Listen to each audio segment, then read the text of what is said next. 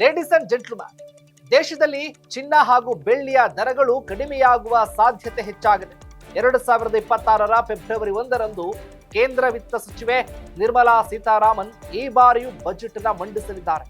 ಈಗಾಗಲೇ 8 ಬಾರಿ ಬಜೆಟ್ ಮಂಡಿಸಿರುವ ನಿರ್ಮಲಾ ಅವರ ಬಜೆಟ್ನಲ್ಲಿ ಚಿನ್ನ ಹಾಗೂ ಬೆಳ್ಳಿ ದರಗಳು ಕಡಿಮೆಯಾಗುವ ಸಾಧ್ಯತೆ ಇದೆ.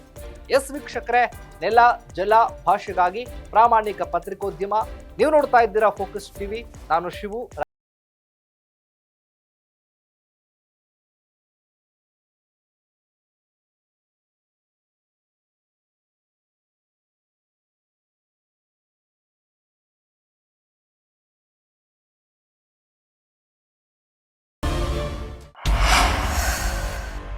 ಅಮೆರಿಕ ಅಧ್ಯಕ್ಷ ಡೊನಾಲ್ಡ್ ಟ್ರಂಪ್ ನೆರೆಯ ರಾಷ್ಟ್ರಗಳ ಮೇಲೆ ಸುಂಕ ಸಮರದ ಬೆದರಿಕೆ ಹಿನ್ನೆಲೆಯಲ್ಲಿ ಹೂಡಿಕೆದಾರರು ಚಿನ್ನ ಮತ್ತು ಬೆಳ್ಳಿ ಲೋಹದ ಮೇಲೆ ಭಾರಿ ಪ್ರಮಾಣದಲ್ಲಿ ಹೂಡಿಕೆಗೆ ಮುಂದಾಗಿದ್ದಾರೆ.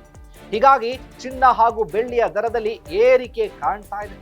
ಆದರೆ ಚಿನ್ನ ಹಾಗೂ ಬೆಳ್ಳಿ ದರ ದುಬಾರಿಯಾಗುತ್ತಿರುವ ಹಿನ್ನೆಲೆಯಲ್ಲಿ ಬಜೆಟ್ನಲ್ಲಿ ಚಿನ್ನ ಮತ್ತು ಬೆಳ್ಳಿಯ ಮೇಲಿನ ಕಸ್ಟಮ್ಸ್ ಸುಂಕ ಇಳಿಕೆ ಸುಳಿವು ಸಿಕ್ಕಂತಾಗಿದೆ.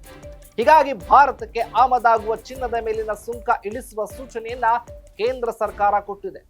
ಇಳಿಕೆಯಾಗುವ ಸುಂಕದಲ್ಲಿ ಕಸ್ಟಮ್ಸ್ ಸುಂಕ, ಮೂಲಸೌಕರ್ಯ ಹಾಗೆ ಅಭಿವೃದ್ಧಿ ಸೆಸ್ ಹಾಗೂ ಜಿಎಸ್ಟಿ ಕೂಡ ಸೇರ್ಪಡೆ.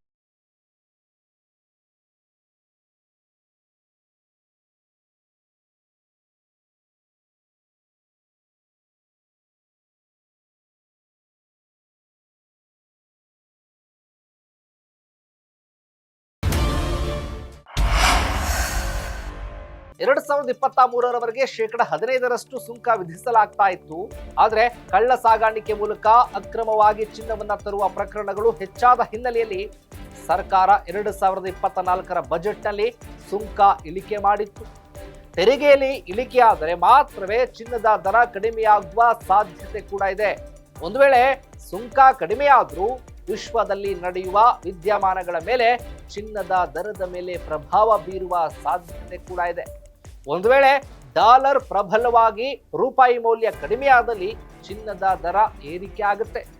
ಒಟ್ಟಾರೆ ಈ ಬಾರಿ ನಿರ್ಮಲಾ ಸೀತಾರಾಮನ್ ಘೋಷಣೆ ಮಾಡುವ ಬಜೆಟ್ ಬಗ್ಗೆ ತೀವ್ರ ಕುತೂಹಲ ಮೂಡಿಸಿದೆ.